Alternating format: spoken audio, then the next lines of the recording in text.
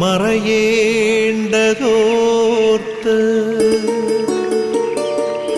ചന്ദ്രനക്ഷത്രാദികൾ വിതുമ്പുമ്പോൾ മാറ്റമില്ലാതെങ്ങും വിരാജിക്കും ദൈവമേ, അങ്ങയെ വാഴ്ത്തുന്നു ഞങ്ങൾ. ഉദിച്ചെങ്ങും പ്രഭതൂകും പാരിലെ സൂര്യരശ്മിയേക്കാൾ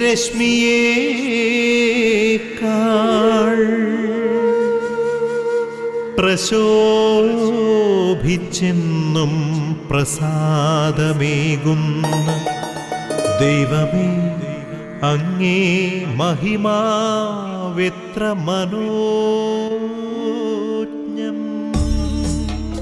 ഗുഡ്നെസ് TV നിങ്ങൾക്കായി തയ്യാറാക്കിയിരിക്കുന്ന പ്രഭാത വിരുന്നിലേക്ക് ഈ പ്രഭാതത്തിൽ നിങ്ങളെ എല്ലാവരെയും സ്നേഹപൂർവ്വം സ്വാഗതം ചെയ്യുന്നു.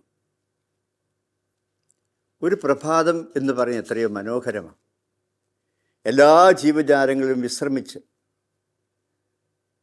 പുതിയ ജീവിതത്തിന് വേണ്ടി ഒരുങ്ങുന്ന അനുഭവമല്ലേ നമ്മൾ കാണുക. നമ്മളാണെങ്കിലും അങ്ങനെയൊക്കെ തന്നെ. പുത്തൻ പ്രതീക്ഷകൾ അവിടെ വിരിയുന്നുണ്ട്. രാത്രി വിടർന്ന ഒരുപാട് പൂക്കളെ നമ്മൾ പ്രഭാതങ്ങളിൽ കാണും. സൂര്യനെ കാണും, ചന്ദ്രൻ അസ്തമിച്ചു പോയി എങ്കിലും നമുക്കറിയാം പ്രകൃതി മുഴുവൻ ഒരു പുതിയ ജീവനിലേക്ക് ഉണരുന്ന ഒന്നാണ് ഈ പ്രഭാതം എന്ന് പറയുക. നമ്മളും ഉണർന്നെഴുന്നേറ്റ് കർത്താവിൻ്റെ ഈ വലിയ കൃപയ്ക്ക് ഈ പുതിയ ദിവസത്തിൽ നന്ദി പറഞ്ഞുകൊണ്ട് നമ്മൾ നമ്മുടെ ദിവസം ആരംഭിക്കുകയാണ് ചെയ്യുക. അങ്ങനെ നമ്മൾ ആരംഭിക്കുന്ന ഈ ദിവസം കർത്താവിൻ്റെ ദാനമാണ് എന്ന് നമുക്ക് ഓർമ്മിക്കാം. അതുകൊണ്ട് ഈ ദിവസത്തിൻ്റെ എല്ലാ കാര്യങ്ങളെയും, നമ്മളായിരിക്കുന്ന ഭവനങ്ങളെ, ഇടങ്ങളെ, നമ്മളോട് കൂടിയുള്ളവരെ, ഇന്ന് ചെയ്യാൻ വേണ്ടി നമ്മൾ ഒരുങ്ങിയിരിക്കുന്ന കാര്യങ്ങളെ, നമ്മുടെ പ്രത്യേകിച്ച് നമ്മുടെ കുടുംബകാര്യങ്ങളെ, വ്യക്തിപരമായ നമ്മുടെ ഉത്തരവാദിത്തങ്ങളെ എല്ലാം നമുക്ക് ഓർമ്മിക്കാം മനസ്സിൽ. അവയെല്ലാം ഇന്ന് ഈ പ്രഭാതത്തിൽ കാഴ്ചയായി അനുഗ്രഹത്തിന് വേണ്ടി നമുക്ക് കർത്താവിന് സമർപ്പിക്കാം. ദൈവത്തിന് സമർപ്പിക്കുന്നത് എന്തും ദൈവം അനുഗ്രഹം കൊണ്ട് നിറയ്ക്കും. പകുതി സമർപ്പിച്ചാൽ പകുതി, മുഴുവൻ സമർപ്പിച്ചാൽ മുഴുവൻ. അതുകൊണ്ട് തമ്പുരാൻ്റെ കാൽക്കൽ ഈ ദിവസത്തെ മുഴുവനായും ഇന്നത്തെ എല്ലാ കാര്യങ്ങളും നമുക്ക് ഏൽപ്പിച്ചു കൊടുത്തുകൊണ്ട് സമർപ്പിച്ചുകൊണ്ട് നമുക്ക് ഇന്നത്തെ അനുഗ്രഹങ്ങൾക്ക് വേണ്ടി കാത്തിരുന്ന് പ്രാർത്ഥിക്കാം.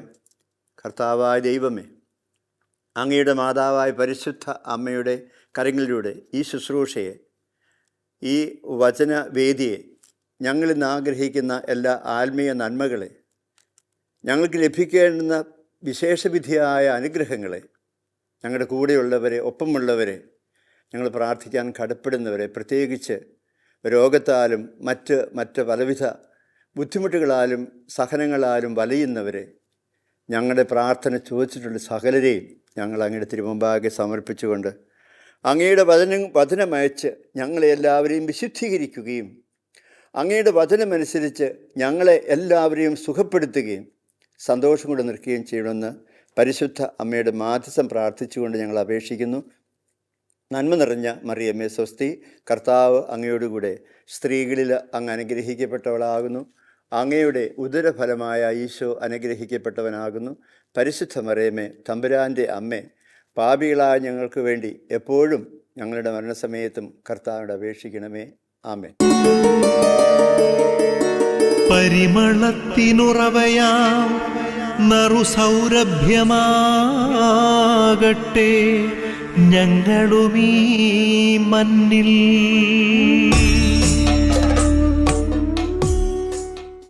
നമ്മളിന്ന് നമ്മുടെ വചനഭാഗമായിട്ട് എടുക്കുന്ന തിരുവചനത്തിൻ്റെ ഭാഗം പ്രഭാഷകൻ്റെ പുസ്തകം 15-ാമത്തെ അധ്യായത്തിൽ 15 മുതലുള്ള വചനങ്ങളാണ്. അതിപ്രകാരമാണ്: മനസ്സ് വെച്ചാൽ നിനക്ക് കൽപ്പനകൾ പാലിക്കാൻ സാധിക്കും. വിശ്വസ്തതാപൂർവം പ്രവർത്തിക്കണമോ വേണ്ടയോ എന്ന് തീരുമാനിക്കേണ്ടത് നീയാണ്. അഗ്നിയും ജലവും അവിടെ നിന്റെ മുമ്പിൽ വച്ചിരിക്കുന്നു.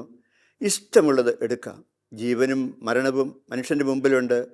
ഇഷ്ടമുള്ളത് അവന് ലഭിക്കും. നമ്മുടെ ഇഷ്ട അനിഷ്ടങ്ങളെ കൂടെ കണക്കിലെടുക്കുന്ന ഒരു തമ്പുരാൻ്റെ മുമ്പിലാണ് നമ്മൾ നിൽക്കുക. പക്ഷേ അങ്ങനെ നമ്മുടെ കാര്യങ്ങൾ നമ്മുടെ ഇഷ്ടം പോലെ ചെയ്യാനുള്ളതല്ല എന്നുള്ള ഒരു മുന്നറിയിപ്പ് നമുക്ക് തമ്പുരാൻ നൽകുന്നുണ്ട്. അത് സ്വാർത്ഥതയുടെ ആണെന്ന് നമുക്ക് തിരിച്ചറിയാൻ പറ്റും. നമ്മുടെ മുൻ മാർപ്പാപ്പായായ ഫ്രാൻസിസ് പിതാവ് ഒരു നോമ്പുകാല സന്ദേശത്തിൽ ഇപ്രകാരം പറഞ്ഞത് ഓർക്കുന്നുണ്ട്. 2 കാര്യങ്ങളെക്കുറിച്ചാണ് അദ്ദേഹം ലോകത്തെ മുഴുവൻ ഓർമ്മപ്പെടുത്തിയത്. ഒന്ന്, ലോകത്തിലെ ജനം ഒരു പക്ഷേ ശ്രദ്ധിക്കാത്ത ഒരു തിന്മയുണ്ട്, നിസ്സംഗത, ഇൻഡിഫറൻസ് നമ്മൾ ഇംഗ്ലീഷിൽ പറയും. അതിന് എന്ന് പറഞ്ഞാൽ ഒന്നിനോടും പ്രത്യേക താല്പര്യമൊന്നുമില്ല, എന്നൊക്കെ പറഞ്ഞു പോകുന്ന ആ നിസ്സംഗതയെക്കുറിച്ചാണ്. അതൊരു പാപമാണ് അദ്ദേഹം പറയുക. മനുഷ്യൻ കാണിക്കുന്ന നിസ്സംഗതയെക്കുറിച്ചാണ് പറയുക. അത് ദൈവത്തോടും നമ്മുടെ തന്നെ കാര്യങ്ങളോടും ഒക്കെ നമ്മൾ കാണിക്കുന്ന ഒരു നിസ്സംഗത, അതൊരു പാപമാണെന്ന് മാർപ്പാപ്പ നമ്മളെ ഓർമ്മപ്പെടുത്തുക നോമ്പുകാല സന്ദേശം. അതുകൊണ്ട് അതിൽ ആദ്യത്തെ നിസ്സംഗതയാണെങ്കിൽ രണ്ടാമത്തേത് അസ്വസ്ഥമായ മനസാക്ഷിയെക്കുറിച്ച് പറയുക. നമുക്കിവിടെ നിസ്സംഗതയെക്കുറിച്ചൊക്കെ നമ്മൾ ഓർക്കുമ്പോൾ നമുക്കറിയാം, ഈ നിസ്സംഗത എന്ന് പറയുന്നത് നമ്മളൊക്കെ അനുഭവിക്കുന്ന ഒരു കാര്യമാണ്. നമ്മുടെ കൂടെയുള്ളവർ, ഒപ്പമുള്ളവർ, നമ്മുടെ മുകളിലുള്ളവർ ഒക്കെ നമ്മളോട് കാണിക്കുന്ന ചില പെരുമാറ്റ ശൈലികളിൽ കടന്നു വരുന്ന നിസ്സംഗത, അത് നമ്മളെ വല്ലാതെ മുറിപ്പെടുത്തുന്നുണ്ട് എന്നുള്ളത് വേറൊരു സത്യമാണ്. നമ്മളത് അധികം പുറമേ കാണിക്കുന്നില്ലെങ്കിലും അങ്ങനെയുള്ള നിസ്സംഗത മൂലം നമ്മൾ അനുഭവിക്കുന്ന വിഷമങ്ങളും ദുഃഖങ്ങളും എല്ലാം മനസ്സിൽ കൂട്ടിയിട്ട് അതെല്ലാം വലിയ വെറുപ്പായി അവസാനം നമ്മുടെ മനസ്സിന് മുറിവായി ഇത് കിടപ്പുണ്ട് എന്ന് നമ്മൾ തിരിച്ചറിയുന്നത് നല്ലതാണ്. ഈ നിസ്സംഗത, ഐ ഡോണ്ട് കെയർ എന്ന് പറയുന്ന ഒരു ശൈലിയാണ്.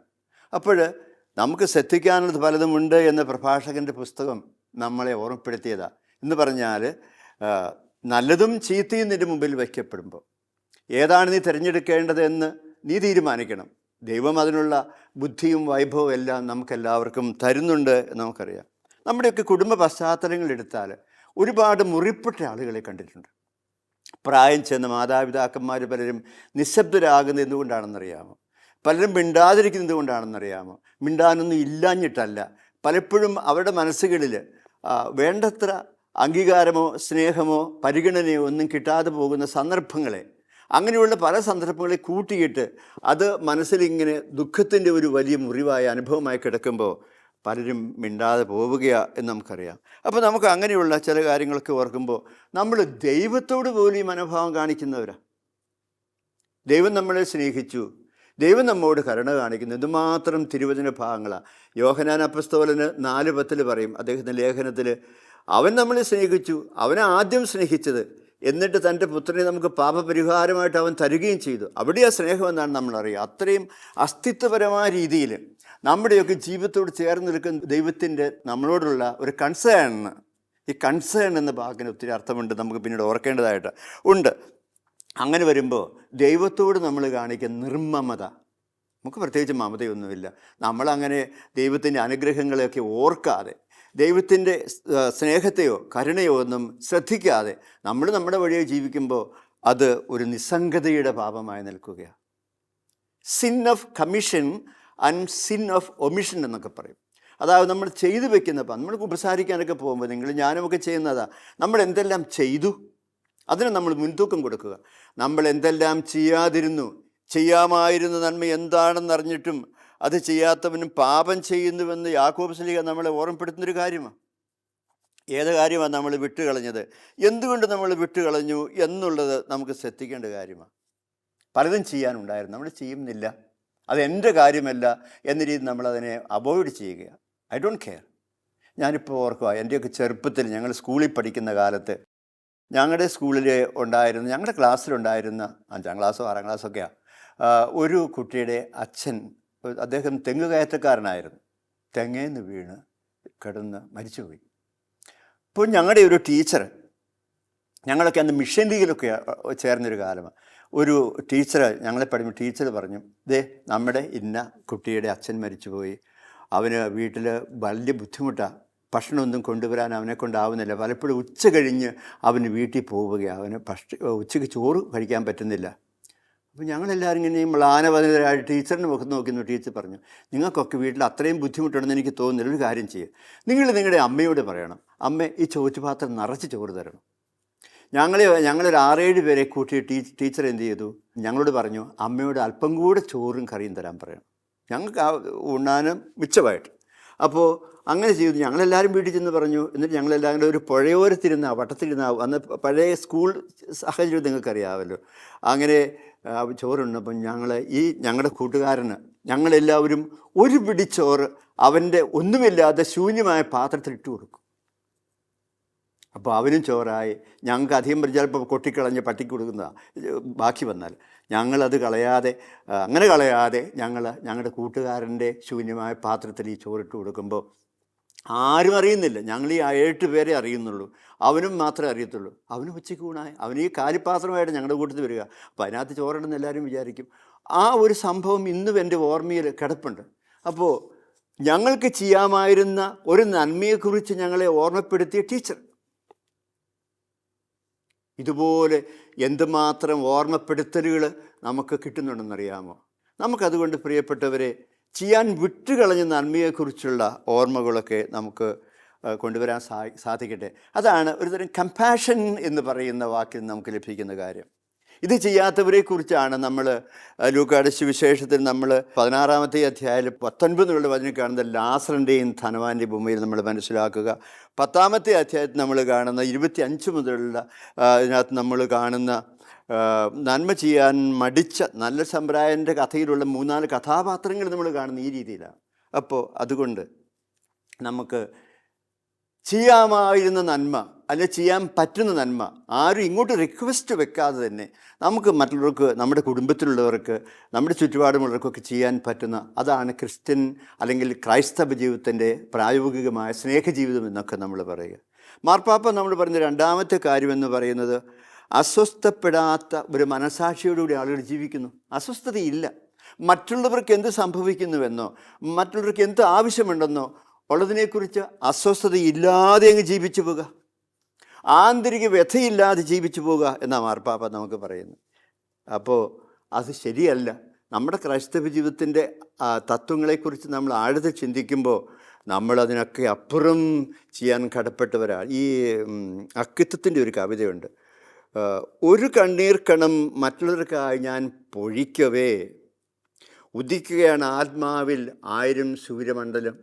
ഒരു കണ്ണുനീര് തുള്ളി മറ്റുള്ളവർക്കായി ഞാൻ പൊഴിക്കുമ്പോൾ അദ്ദേഹം പറയുക, ഉദിക്കുകയാണ് ആത്മാവിൽ 1000 സൂര്യമണ്ഡലമെന്ന്. പിന്നെ അങ്ങനെ കുറേ കൂടെ കാര്യങ്ങൾ അദ്ദേഹം പറയുന്നുണ്ട്. അപ്പോൾ നമുക്ക് ഈ മാർപ്പാപ്പ പറയുന്ന നിസ്സംഗത എന്ന് പറയുന്ന തെറ്റ് നമ്മുടെ ജീവിതങ്ങളിൽ കടന്നു വരാറുണ്ടോ? മറ്റുള്ളവരുടെ ആവശ്യങ്ങളുടെ, സഹനങ്ങളുടെ ഒക്കെ മുമ്പിൽ നമ്മൾ കാണിക്കുന്ന ഐ ഡോണ്ട് കെയർ എന്ന് പറയുന്ന മനോഭാവം അത് നമ്മളിലുണ്ടെങ്കിൽ, കർത്താവെ ഞങ്ങളെ കുറേ കൂടി നന്മ ചെയ്യുന്നവരാക്കണമെന്ന് നമുക്ക് പ്രാർത്ഥിക്കണം. 3-ാമതൊരു കാര്യം മാർപ്പാപ്പ സൂചിപ്പിക്കുന്നത് എന്താണെന്നറിയാമോ? നമ്മുടെയൊക്കെ ജീവിതങ്ങളിൽ ഇന്ന് സമൂഹത്തിൽ നമ്മൾ കാണുന്ന ഒരു കാര്യം, സെൽഫി. മൊബൈൽ ഫോണും കൊണ്ട് എല്ലാവരും സെൽഫി എടുക്കുന്നവരാണ്. ഈ സെൽഫി ഒരു സംസ്കാരമായിട്ട് നമ്മുടെ ഇടയിൽ മാറിയിട്ടുണ്ടെന്നാണ് തോന്നാറുള്ളത്.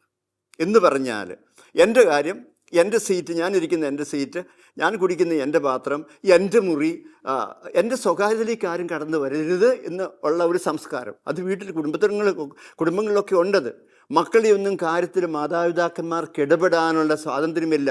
അത് ഞങ്ങളുടെ പ്രൈവസിയാണ്, ഞങ്ങളുടെ പ്രൈവറ്റ് ലൈഫാണ്. അതിനകത്ത് നിങ്ങൾക്ക് എന്നാ കാര്യമെന്ന് ചോദിക്കുന്നൊരു മനോഭാവം, ഒരു സംസ്കാരം അങ്ങനെ കടന്നു വരുന്നുണ്ട്. അതും നമ്മുടെയൊക്കെ ജീവിതത്തിന് ദ്രോഹം ചെയ്യുന്ന, നമ്മുടെ ക്രൈസ്തവ ചൈതന്യത്തെ ഇല്ലാതാക്കുന്ന ഒന്നാണ് ഈ സെൽഫി സംസ്കാരം.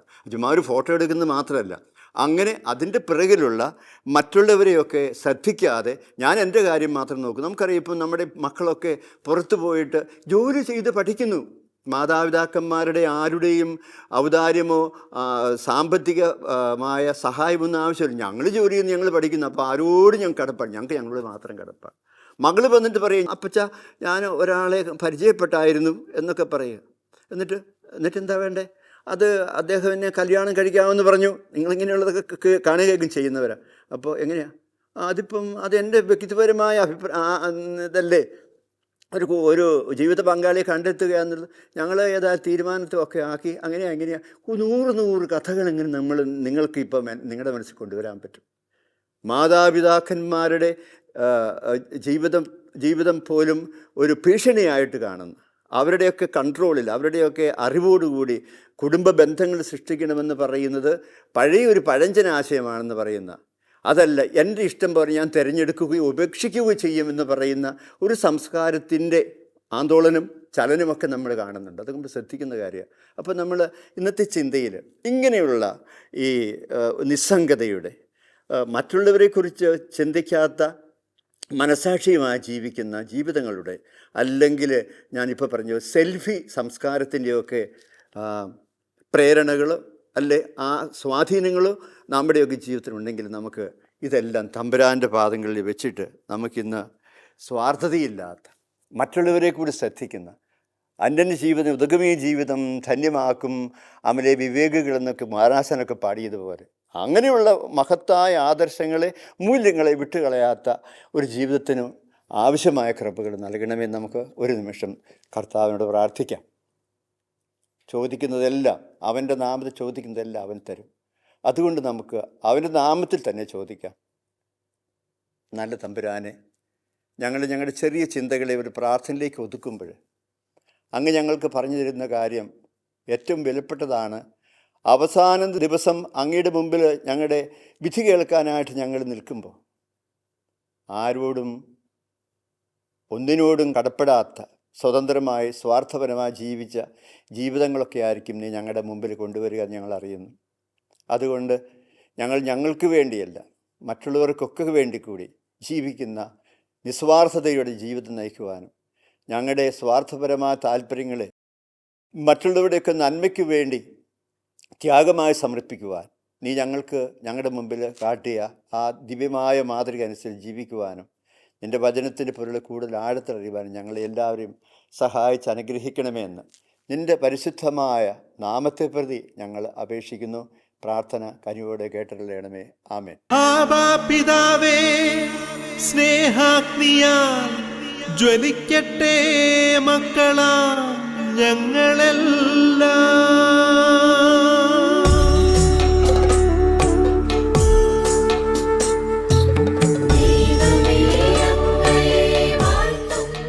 പ്രിയ സഹോദരങ്ങളെ, നമ്മുടെ യാതനകളെ നമുക്ക് മുമ്പേ ജീവിച്ചു പോയ വിശുദ്ധരായ ആളുകളെ, സഭ നമുക്ക് നൽകിയിരിക്കുന്ന വിശുദ്ധരെയൊക്കെ ഓർത്ത് സമർപ്പിക്കാം. പരിശുദ്ധ അമ്മയുടെ കരങ്ങളിലൂടെ, ഏറ്റവും ശക്തമായ കരങ്ങൾ അതാണ്. അമ്മയുടെ കരങ്ങളിലൂടെ നമ്മുടെ ഈ ദിവസത്തെ, നമ്മുടെ എല്ലാ കാര്യങ്ങളെയും, നമ്മൾ സമർപ്പിക്കുന്ന എല്ലാ പ്രാർത്ഥനകളെയും അമ്മയുടെ കരങ്ങളിലൂടെ നമുക്ക് ഈശോയ്ക്ക് സമർപ്പിക്കാം. പരിശുദ്ധ മാലാഖമാരുടെ സാന്നിധ്യവും സഹായവും നമുക്കെല്ലാവർക്കും ലഭിക്കുമാറാകട്ടെ. നമ്മുടെ പേരിൻ്റെ കാരണഭൂതനായ വിശുദ്ധനെ അല്ലെങ്കിൽ വിശുദ്ധയെ നമുക്ക് ഓർമ്മിക്കാം. നമുക്ക് വേണ്ടി അവർ പ്രാർത്ഥിക്കുന്നവരാ. അതുപോലെ നമ്മുടെ ഇടവക മധ്യസ്ഥൻ്റെ പ്രാർത്ഥനയും കൃപയും എല്ലാം നമുക്ക് ലഭിക്കുമാറാകട്ടെ. നമുക്ക് അവരുടെ എല്ലാ മാധ്യസ്ഥം വഴിയായിട്ട് നമ്മളിന്ന് തമ്പുരാൻ സമർപ്പിച്ച എല്ലാ പ്രാർത്ഥനകളും കേൾക്കുമാറാകണമേ എന്ന് നമുക്ക് പ്രത്യേകമായിട്ട് അപേക്ഷിക്കാം. അതോടൊപ്പം നമ്മെ കാക്കുന്ന പരിശുദ്ധ മാലാഖയുടെ സഹായം നമുക്കൊരിക്കലും മറക്കാതിരിക്കാം. നമ്മുടെ കാവൽ മാലാഖയുടെ സാന്നിധ്യവും നമ്മളോടൊപ്പം എപ്പോഴും ഉണ്ടാകുവാൻ, നമ്മുടെ എല്ലാ പ്രവൃത്തികളും നന്മ നിറഞ്ഞതായിത്തീരാൻ, നമ്മുടെ തിരഞ്ഞെടുപ്പുകളൊക്കെ വിശുദ്ധമായിത്തീരാൻ കാവൽ മാലാഖയുടെ സഹായം ലഭിക്കണമേ എന്ന് നമുക്ക് പ്രത്യേകമായിട്ട് പ്രാർത്ഥിക്കാം. ഈ സമയം നമ്മളോടൊപ്പം പ്രാർത്ഥിക്കുന്ന മരിയൻ കൂടാരങ്ങളുടെ എല്ലാ സഹോദരങ്ങളെയും നമുക്ക് പ്രത്യേകമായിട്ട് കർത്താവിന് സമർപ്പിച്ച് അവരുടെ ഒക്കെ ജീവിതങ്ങൾക്ക് ആവശ്യമുള്ള എല്ലാ കുറവുകളും നൽകണമേ എന്ന് നമുക്ക് പ്രാർത്ഥിക്കാം. ഈ സമയം ഈ ശുശ്രൂഷ നിങ്ങൾക്ക് വേണ്ടി തയ്യാറാക്കിയ ഗുഡ്നസ് ടി വിയിലെ എല്ലാ സഹോദരന്മാരെയും ശുശ്രൂഷകരെയും ആ ടി വിയെ തന്നെയും നമുക്ക് കർത്താവിന് സമർപ്പിച്ച് ഇതിലൂടെ അനേകം ആളുകൾ കർത്താവിന് നന്മയിലേക്ക് ഇടയാകട്ടെ എന്ന് നമുക്ക് പ്രത്യേകമായിട്ട് പ്രാർത്ഥിക്കാം. നമ്മുടെ ഈ എല്ലാ യാതനകളെയും പ്രാർത്ഥനകളെയും പരിശുദ്ധ അമ്മയുടെ കരങ്ങൾ വഴി നമ്മൾ കർത്താവിന് സമർപ്പിക്കുന്നു, ഇപ്പോഴും എപ്പോഴും എന്നേക്കും. ആമേൻ.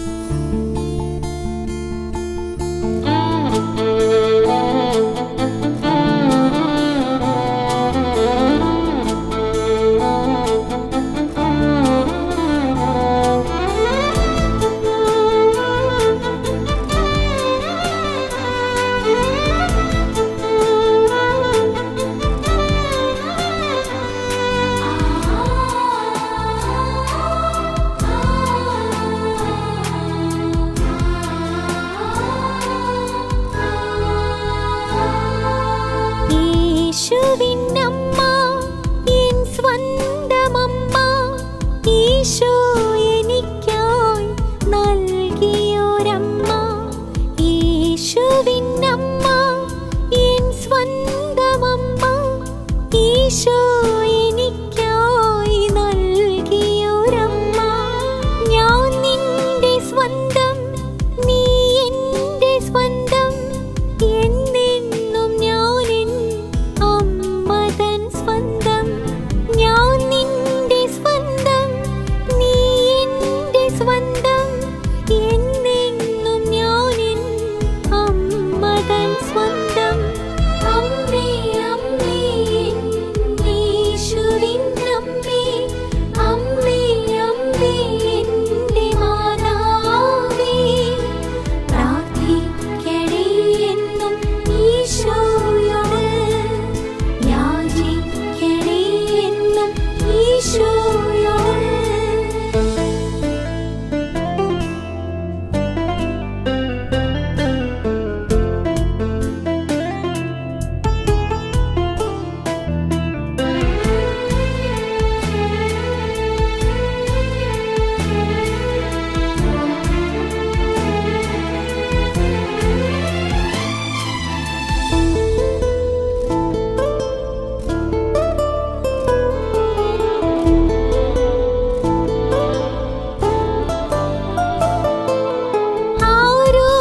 ആരോരുമില്ലാത്ത ജീവിത വീഥിയിൽ ആശ്രയമായി നീ വന്നിടണേ.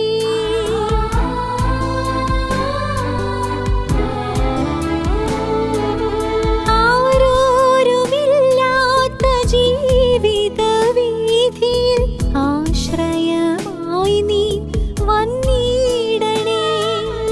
അമ്മേ എന്നാലംബമേ, അമ്മേ എന്നാനന്ദമേ, ഞാനെന്നും നിന്റേതു മാത്രമല്ലോ, നീ എന്നും എന്റേതു മാത്രമല്ലോ, ഞാനെന്നും നിന്റേതു മാത്രമല്ലോ, നീ എന്നും എന്റേതു മാത്രമല്ലോ. അമ്മേ അമ്മേ യേശുവിൻ അമ്മേ, അമ്മേ അമ്മേ എൻ്റെ മാതാവേ, പ്രാർത്ഥിക്കണേ എന്നും ഈശോയോട്, യാചിക്കണേ എന്നും ഈശോയോട്.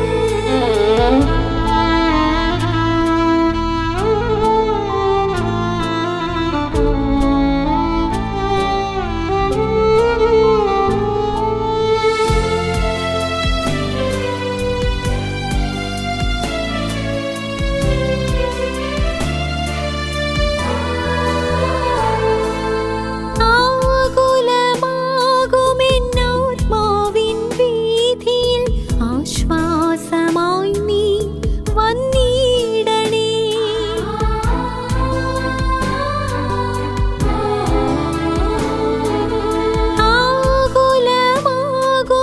ആകുലമാകുമെന്നാത്മാവിൻ വീഥിയിൽ ആശ്വാസമായി നീ വന്നിടണേ. അമ്മേ എൻ അഭയമേ, അമ്മേ എൻ അനുഗ്രഹമേ, ഞാനെന്നും നിന്റേതു മാത്രമല്ലോ, നീ എന്നും എന്റേതു മാത്രമല്ലോ, ഞാനെന്നും നിന്റേതു മാത്രമല്ലോ, നീ എന്നും എന്റേതു മാത്രമല്ലോ. അമ്മേ അമ്മേ യേശുവിൻ അമ്മേ, അമ്മേ അമ്മേ എൻ്റെ മാതാവേ, പ്രാർത്ഥിക്കണേ എന്നും ഈശോയോട്, യാചിക്കണേ എന്നും ഈശോയോട്. യേശുവിൻ അമ്മ, എൻ സ്വന്തമമ്മ, ഈശോ എനിക്കായി നൽകിയൊരമ്മ.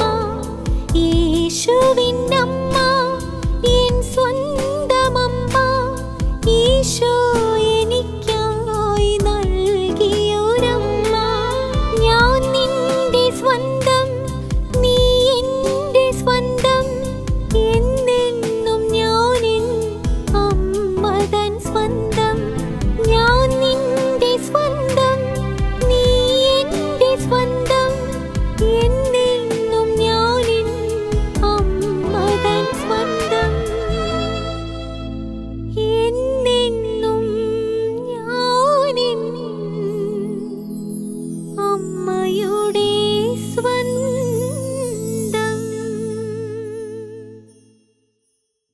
സഭയോട് ചേർന്ന് നമുക്ക് പ്രാർത്ഥിക്കണം.